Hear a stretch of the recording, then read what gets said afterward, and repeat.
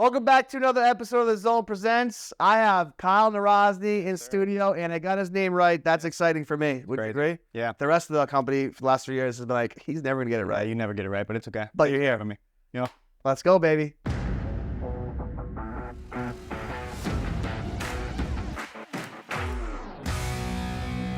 So, Kyle, not only have I seen your name in big lights for the last 2+ years, Yeah. for sure, it's good to get you in studio to finally get to talk about the story. Yeah, man. I was honestly waiting for you to ask. It's been too long. It has been. Trust me. No. You know, anyone who does what you've done, you should have done a little earlier. But Yeah. you're here, and we want to talk about it. So give me, because I know you're not super old. You're a little bit young buck here. Yeah. Give me a little Don't bit feel more like it. of like, yeah. Well, last week we had Blake here. You know, he gave us a little different perspective. You Yeah. know, to have you here, it's gonna give us a lot more of a different perspective as well. Cool. So Love it. I want to know what kind of athlete were you? What was like high school like? Like, tell me like what was growing up was like. Where you're from? Yeah. So, I mean, a little bit of backstory. I mean, I've been in Florida for about 12 years. I was born in Chicago, actually. So it's kind of my roots. I'm a Bears fan, unfortunately. Oh, Yeah, they hurt. Justin Fields. Yeah, it's tough. Get your cards up. Yeah, but my parents, they had to split pretty, at a young age, and we ended up moving to Minnesota. That's where my mom's family is All from. Vikings. Lived there probably 3 years. Just terrible. Yeah. Brutal winters, you know. I remember literally putting on the ice skates and ice skating to Walmart at times. That's cool. And my mom was, my mom was that, she didn't want to kind of raise us there. Okay. So we had family down here, and that's when she's like, we're going to Daytona. We're going to move in with my aunt for a month, see where it goes, and hopefully find a place. So yeah, I've been here about 12 years. You know, transitioning to high school, I always played football growing up. That was my thing. I thought I was good at basketball, but I really wasn't. But, I like to tell myself that. I think you're great. Yeah. Football was awesome, though. I was always in love with the game, but I didn't take it serious enough. And it's kind of eye-opener for myself because I took the training for it serious and I was just super ambitious about getting better. Yeah. But when it came to actually like growing in the game and potentially playing college football, it's truly what I wasn't, wanting to do. Yeah. And going through school, didn't get the best grades. I was more so better at just problem solving. Okay. I guess, making sure I can get stuff done, prioritizing at the end of the day. But my senior year of football, I actually had a slight shoulder injury just on my rotator cuff. So it kind of held me back from training a good amount. What position were you playing? I played tight end, Okay. defensive end as well. Okay. Yeah. But my senior year, I actually stopped playing. Halfway through the season because it just got to a point, I always was a super ambitious kid. Yeah. Literally, I went to a business seminar at 15 years old, got to see Tony Robbins, Gary Vee. Very cool. So it's been super cool, but I was super ambitious, and I realized I didn't want to go play college football anymore. So I didn't want to spend too much time focusing on that when I could kind of set myself up for the future, I like that. transitioning into college. But when, transitioning into college, I was actually dual enrolled. So at Spruce Creek High School in Port Orange, you could take college classes while you're in high school, kind of get ahead. So I did that a little bit. And then after I stopped playing football, I was like, okay, I need to get a job because I have more times on the weekends, like some money to do things. Of course. So I flipped burgers, Five Guys. What, Five Guys? Yes, sir. That place. Yeah, Five Guys was great. I was the best at, put me on the grill to this day. Man. I wanted everything: onions, mustard, barbecue sauce, mushrooms, Yep. the whole nine. Yeah, but I worked at Five Guys throughout, I guess, the rest of high school. Yeah. And then after that, I was tired of flipping burgers. Yeah. And once I graduated, whatever, I was at Daytona State full time. Okay. Mostly doing online classes. I didn't like going to the campus. Just because for college, it was one of those things where I didn't necessarily not want to go to college, but I didn't know what value it would bring to me. I got you. And I didn't know the reason I had to or what I wanted to do with that. So I was actually working at Home Depot. Worked at Home Depot for a year. I was probably the best cashier in the South. There we go, dude. Yeah, all the old ladies come into Home Depot and Ask for Kyle. we'd be in the garden section and they would they'd tell ask me about plants and this and that, and I would literally tell them, yeah, if they need sun, they're in the sun. If they don't, they're in the shade. That's a great salesman. That's it. But yeah, I worked in Home Depot for about a year, and then that's when, transitioning into this job, I got a call. Yeah, let's all that. Let's all that. 'Cause I think that's important because your past is giving us the foundation of you're a hard worker. You said it twice now. You're always trying to be the best, or you said you were the best. That's like me. I ran a Valley Park company. I tell everyone I'm a number 7 Valley Parker in the entire country, and I believed it, and it's true to this day. So I'll challenge anybody in Valley Parking. The point I'm trying to make is I can tell that you have a sense of pride for yourself, and you're an achiever, and you like to accomplish things, and you like to win, right? Yep. And I Yep. think that correlates pretty well into this career, which you've been a sales guy pretty much your whole life. You just didn't kind of realize it. So then tell us how you heard about Lumio and like what, or AKE at the time. What was that like, and who kind of introduced you to it? Yeah. So, I mean, at first, I always knew I was going to run across an opportunity. The biggest thing, and I think for a lot of people, is that one, people are scared to ask for help, ask for opportunities, ask around, get to know people. And I think that there's always opportunity, but at a young age, and a lot of young adults, they struggle with actually like finding it. Yeah. Like they know they're going to be successful, they're super ambitious, but they don't know how. Yeah. Right. And for me, that's where I was. And transitioning into this job, I got a call basically from my buddy who was working at Fort Myers, in Fort Myers office, and he told me about the opportunity. And it was more so one of those things. Honestly, it wasn't a great recruiting strategy whatsoever. He was more so like, "Do you want the job or not?" Yeah. Yeah. And at the time, I was sitting in my car, and I remember it's like, okay, if I stay at Home Depot, stick with the comfortable route, like where's that going to take me? So ideally, the reason I said yes is because it was the most uncomfortable situation at the time. Did he say anything about financial? Did he say anything that really intrigued you? Like what really intrigued you? Because you went from a decent paying job at Home Depot with good benefits and I say decent, but like, you know how it is. Yeah. But it's a good place to get a foundation, and you know, you at least make enough money to survive, right? Yeah, I mean, he explained the job. He explained like some of the paychecks at the time and stuff like that. And for me, it was like hard to believe. Yeah. You know what I mean? It is, and it's truthfully, it's hard to believe. But at the time, I was more so like, it wasn't really for the financial upside or, you know, opportunity potential, the financial side of things. It was more so like, let's do the most uncomfortable thing right now. Me being a big Gary Vee fan, like watching him from at an early age, he was always like, those years you want to take the most risk. You watched the wine videos, huh? Yeah, literally since the wine video. So it's, I wanted to do the risky thing, and at that time, that's what it was, right? Good. So I like when people bet on themselves. I think a lot of times we fail to do that as a society. Yeah. You know, we bet on what's the easy route or what's gonna the least path of resistance. You know what I mean? And it's funny because we have this mantra just in general. It's like, you know, we work hard because we want freedom. You know, and buy yourself time. Yeah, exactly. So let's talk about this first day. Now you made the commitment, you made the transition, you left this full-time job that was paying you consistently. Yep. And you're in your first day. You walk in the office. What's that like? Oh man, interesting. Let me Yeah. tell you. So you know, my managers at the time was Joey Boudica and Nick Asamos were actually managing Daytona at the time. And I remember they sent me the address to the office. Yeah. And the office was a house. Yes. In the neighborhood that I was living in. Love these stories. It's the neighborhood that I grew up in Florida. That's crazy. And it was a house. And I remember because I started with my buddy actually at the same time. And he went in like the day before and got an interview and all that. So I was asking him a bunch of questions. But I went in, I didn't think it was serious. I thought I was getting like scammed or something. I don't know what I was. I totally get it. I was in the same boat as you before. Yeah, it's crazy. And shout out to Anthony Dillingham and Pete Richardson. I walked in. Yes, sir. Shout out to y'all. I walked in and these two guys are breakdancing in what should be a dining room, but it's more so like a studious frat house, I guess you can call it. Wow. Early days AKE. Yeah, it's crazy. I mean, there was a whiteboard, there was a bunch of metal chairs around the room, and I didn't know what was going on, to be honest. Yeah. But as soon as I walked in, I was like, this is where it belongs. Yeah. I didn't even know the job. I didn't know what the job consisted of. I didn't know what it paid or anything like that. I was like, just the energy, the culture, and that I truly think that's what the most attractive part of this opportunity is. That's interesting. You know, it's funny. Back in the day, I used to have a joke with Ant about him punching chandeliers and he's getting too excited when he's like doing the chant, and he used to come in with like scar wounds. I'll tell you, I feel bad who owned that first house because we paid for it. Don't you worry.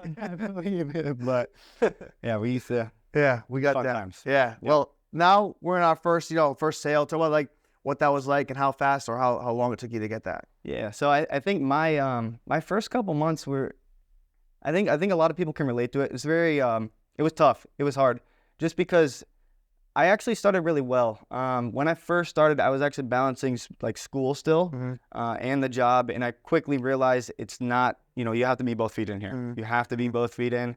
And my first 2 months, I actually ended up selling 9 accounts. But the struggle was I didn't get paid for any of them. Actually, the first 7 out of my 9 deals ended up canceling. So it was really tough, and it was mentally, so it's super difficult. And back then we didn't pay, right? Yeah. And it was difficult because I knew I was doing the job super well, but the trouble was I wasn't getting rewarded for it. So it was hard for me to continue to have that power and belief and stick it out. Yeah. But I remember the first time like it actually clicked for me was After I ended up getting a couple accounts that actually paid, that's when one commission check hit. And then it opened up my eyes. I was like, you know, ideally it's like I just worked, I knocked 80 doors this week, but I got paid $50 a door if you break it down like that. So I think that's when you gamify. You know, I was just actually in the office not too long ago, and we went over that concept of like, what is your door worth? You know, what is your hours worth? When you break down the hours and the doors, it's pretty telling that like you're doing far better than anyone else. Yeah. In any kind of building. You know what I mean? Once you break it down like that, because I think, you know, we're creatures of habit. And I think we try for all these yeses and everything's to be accepted, and everyone's gonna say, yo, good to go. But in this job, 100%. It's like you get paid for the no's. Yeah. You know, and you know, it's one of those things too. You know, it's easy coming from a 9-to-5 job, making $10, you know, an hour or whatever, to, you know, coming here and making $6,000 in 1 week. It's easy to coast. It's easy to get comfortable. After that, I think overall, like what helped me transitioning from getting all those cancels and still sticking it out. I mean, I was on the phone with so many other different companies, so many other different offices trying to get me to stay and stuff like that. Is just having that abundance mindset. Yeah. I think it's something people struggle with, is just having that scarcity mindset to where they just need to get their paid, like make enough money to pay their bills and whatever, versus, okay, what systems can I put in place to make sure I'm protected in the future and set myself up and lay my foundation. One of the biggest things that helped me, Nicholas Crook actually came in and worked in Daytona for a little bit, and he told me, don't wait for permission to be great. Like don't wait around, right? Don't wait for the manager to be like, hey, this is a self-gym position. Hey, you're allowed to do a 3-spot now. It's like, no, you just have to go take it. I like that. Yeah, I like that a lot. So then tell me, it's like, I know you said you made like, you know, your first check, it kind of made sense, but like, what was that like aha moment where it's like, this is not only my family, my band of brothers and sisters, but like, this is my career, this is my future. Like, when did that really happen for you? Yeah, I think overall it's like just my mindset was consistently changing every day. And I believe in like the 6th man, right? It's like you hang around 5 millionaires, become the 6th. I like that. It's just working part-time at Home Depot and so on. It's like I don't have any positive energy in my life. It's just go to work, go to school, and that's it. Check. And just consistent seeing myself change throughout literally every day, every week. That was more so than like, wow, like this is where I belong. Just because every day it's like we're doing, like holding each other accountable, doing these book clubs, making sure we're learning in every aspect of our lives. And the beautiful thing about this opportunity is like, yes, like, you know, the financial upside, but it's like we only get paid out for the amount we're actually worth and the value we provide. Love that. And that's when I truly understood. It's like, okay, if I can change other people's lives in this process, I'm going to change my life in the meantime. 100%. I think it's really, really mature of you to recognize that, especially at a young age, you know, to be able to identify that you're in the right space. Yeah. You know, especially with the right people. Yeah. And that 5th man rule, I actually like that. I haven't heard that before. I thought you talked about like the 6th man rule for basketball. Like the 6th man off the bench is gonna be the best player, but like being the, you know, it's funny, on the way to work today, I had this podcast guy said, you need to surround yourself with better people if you're not getting the results you want in life. Because if you're not willing to change, then the people around you will help you change. Exactly. So it's really cool. Shout out to the dogs. Yeah, help push that along. So let's get some shout outs, dude. Who are we gonna shout out? What kind of family members? Who's listening back home? Dude, crazy. So like I've always had a lot of gratitude. That's one thing that like I think is the most positive energy out there. Number one, I just think overall the people like I come home to, right? Like my mom, my brother, my sister, my dad, my girlfriend, she's been with me for the past 4 years. Like they've all seen the highs, right? And it's great. I have great energy, but they've also seen the lows. That's when I went 2 weeks without selling in. That's truly like my backbone, right? That's why it's part of the reason why I do this job. Zayna. Shout out to you, girl. We know how hard it is to be a spouse sometimes, especially to come up. Yeah. And for her, it's like, you know, it puts into perspective for myself. She's in nursing school. Yeah. Right. And not only is she in nursing school, she's also working 40 hours a week as a nurse tech. So it's like I come home and it's like, dang, I had a hard day. But then she comes home and she's literally just worked double time. And so it's like puts perspective into my mind. She's pushing you, brother. Yeah, exactly. That'd be the right one. 100%. Forever. But then as well, just Daytona in general. I've had like hundreds of people come and go throughout Daytona. Shout out to Jordan Hunsaker. He's like truly actually implanted a vision in my head and allowed me to basically just unlock the full potential myself. Jordan. People that have been from the start, Anthony, Pete, Nate Tomlinson, like those are the guys like I love to compete with. Yeah. They've seen the growth within each other from, you know, day one to now. So, yeah. Good stuff, man. Yeah. Well, we appreciate having you on, man. Guys, if you haven't heard, now you heard. You can be anybody. You can be somebody. You can be special. Put the work in. Do the right things. Surround yourself with the sixth man, right? Yes, sir. You get the results you want. Yes, sir. Colin Rosner, everybody. All right, boys and girls, it's that time of the week. Your top offices from last week.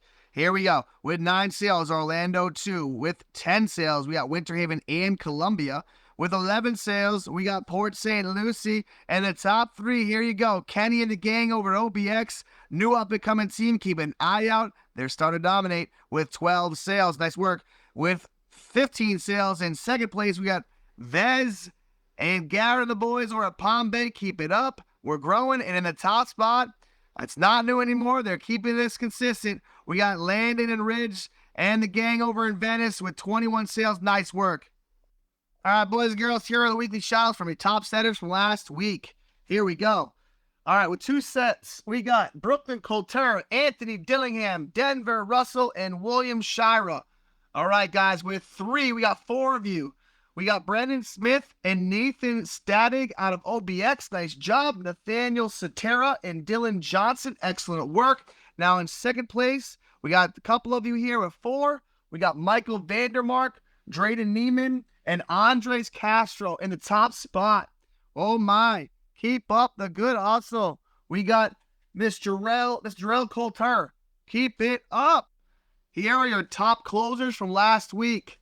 All right, guys, there's a bunch of you for tied here, I guess you can say, with 3. So we Colton Beard, Fez Sloan, and Taylor Dumas all with 3. With 4, we have from OBX, Eunice Medina. We have Kinley Dill, Jensen K, Dalton Gill, Christian Foreman, and Cameron Thompson. Excellent work. Now tied for second, we got Sage Eldridge and Cody Klein from OBX. Nice work. And in top spot, Mr. Connor Scribner, kicking butt. Nice work, boys and girls. All right, boys and girls, here are the setters who actually already qualified for the incentive trip. But there's a lot of you on here, guys, that are very, very close. So pay close attention. But shout out to you guys who made it. Najee Walker, Tristan Cooper-Berth, Nathaniel Satera, Jepson, Dace Bennett, my dude, and Nicholas Budd. Excellent job. For those of you who are not qualified yet, you are so close. Keep pushing, keep grinding. You got this. Here are the closers who qualified or are so close to it for the incentive trip.